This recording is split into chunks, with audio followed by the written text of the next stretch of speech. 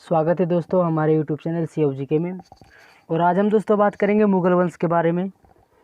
तो शुरू करते हैं। जैसे यहाँ पर है, मुग़ल वंश का संस्थापक कौन था? बाबर। बाबर और उत्तरवर्ती मुग़ल शासक तुर्क एवं सुन्नी ये मुसलमान थे।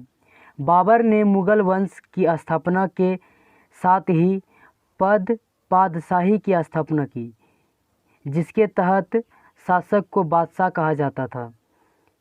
इसके बाद है दोस्तों, बाबर का जन्म फरवरी 1483 ईस्वी में हुआ था। इसके पिता उमर शेख मिर्ज़ा फरगना नामक छोटे राज के शासक थे। बाबर फरगना की गद्दी पर 8 जून 1494 ईस्वी में बैठा। बाबर ने 1507 ईस्वी में बादशाह की उपाधि धारण की, जिसे अब तक किसी तैमूर शासक ने धारण नहीं की थी। बाबर के 4 पुत्र थे, हुमायूं, कमरान, अस्करी और हिंदाल। ये बाबर ने भारत पर 5 बार आक्रमण किया। बाबर का भारत के विरुद्ध किया गया प्रथम अभियान 1529 ईस्वी में यूसुफजाई जाति के विरुद्ध था। इस अभियान में बाबर ने बाजौर और भैरा को अपने अधिकार में कर लिया। पानीपत के प्रथम युद्ध में बाबर ने पहली बार तुगलमा युद्ध नीति और तोपखाने का प्रयोग किया था। उस्ताद अली और मुस्तफ़ा बाबर के 2 निशानबाज थे, जिन्होंने पानीपत के प्रथम युद्ध में भाग लिया था। आगे बाबर द्वारा लड़े गए प्रमुख युद्ध। बाबर द्वारा जो लड़े गए थे वो प्रमुख युद्ध ये है। पहला है पानीपत का युद्ध। ये 21 अप्रैल 1526 ईस्वी में इब्राहिम लोदी और बाबर के बीच हुआ था, जिसमें बाबर की जीत हुई थी। अगला है खानवा का युद्ध। खानवा का युद्ध 17 मार्च 1527 ईस्वी में राणा संगा और बाबर के बीच हुई थी, जिसमें बाबर की जीत हुई थी। उसके बाद है चंदेरी का युद्ध। ये युद्ध लड़ी गई थी 29 जनवरी 1528 ईस्वी में मेदिनी राय और बाबर के बीच, जिसमें कि बाबर की जीत हुई थी।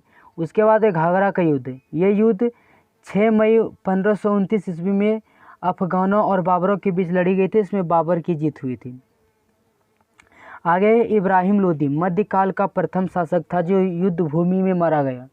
इसके साथ उसका मित्र ग्वालियर के राजा विक्रमजीत भी युद्ध भूमि में मारा गया। बाबर को अपनी उदारता के लिए कलंदर की उपाधि दी गई। ये बहुत बार पूछा जाता है कि बाबर को किस लिए कलंदर की उपाधि दी गई, तो यहाँ पर ये है, बाबर को अपनी उदारता के लिए कलंदर की उपाधि दी गई। उसके बाद एक खानवा के युद्ध में बाबर ने राणा संगा के खिलाफ जिहाद का नारा दिया और युद्ध में विजय के बाद गाजी की उपाधि धारण की। 30 जनवरी 1528 ईस्वी को जहर देने के कारण राणा संगा की मौत हो गई। बाबर ने बंगाल के शासक नुसरत शाह के साथ 6 मई 1529 ईस्वी को एक दूसरे के संप्रभुता का सम्मान करने का वादा करते हुए एक संधि की, जिसके अनुसार नुसरत शाह ने अफगान विद्रोहियों को शरण देने की वचन दिया। अगला है, करीब 48 वर्ष की आयु में 26 दिसंबर 1530 ईस्वी को आगरा में बाबर की मौत हो गई। प्रारंभ में बाबर के शव को आगरा के आराम बाग में दफनाया गया, बाद में काबुल में उसके द्वारा चुने गए स्थान पर दफनाया गया। अब जान लेते हैं बाबर के बारे में।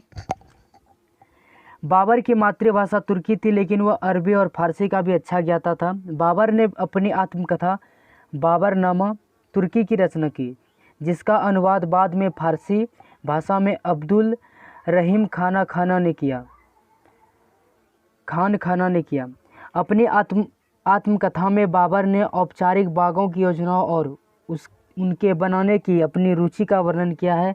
अक्सर ये बाग दीवार से घिरे होते थे तथा कृत्रिम नहरों द्वारा 4 भागों में विभाजित आयताकार अहाते में स्थित थे।